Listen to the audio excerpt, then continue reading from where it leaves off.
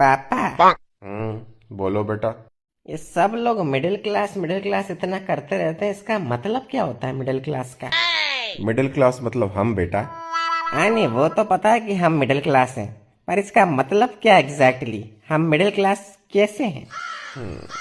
विस्तार में बताता हूँ चलो तुमको। देखो बेटा, एक बार एक गांव होता है जिस गांव में तीन लोग रहते हैं। एक का नाम होता है गरीब, एक का नाम होता है मिडिल क्लास, एक का नाम होता है अमीर। अब गांव में सभी लोगों को सुविधा मिल सके, इसके लिए यह तय होता है कि सभी लोगों को टैक्स देना पड़ेगा, महीने का 100 रुपए। गरीब इतना कमाता नहीं है तो वो टैक्स भर नहीं सकता। अमीर के पास अपने जुगाड़ है तो वो कुछ ना कुछ करके अपना टैक्स बचा लेता है। अब बचा मिडिल क्लास जिसको पूरा टैक्स भरना पड़ता है।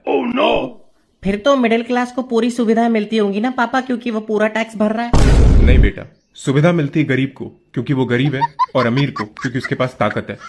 तो हमें क्या मिलता है पापा? बेटा, हमें मिलता है एक सर्टिफिकेट कि हम गरीब और अमीर दोनों के अन्नदाता हैं। हमारे टैक्स के पैसों से गरीब के घर में राशन पानी भिजवा देती है सरकार, और हम जो लोन के ऊपर बैंक को इंटरेस्ट का पैसा देते हैं, वही पैसा बैंक किसी अमीर आदमी को देता है ताकि वो अमीर आदमी इस देश को छोड़कर भाग जाए।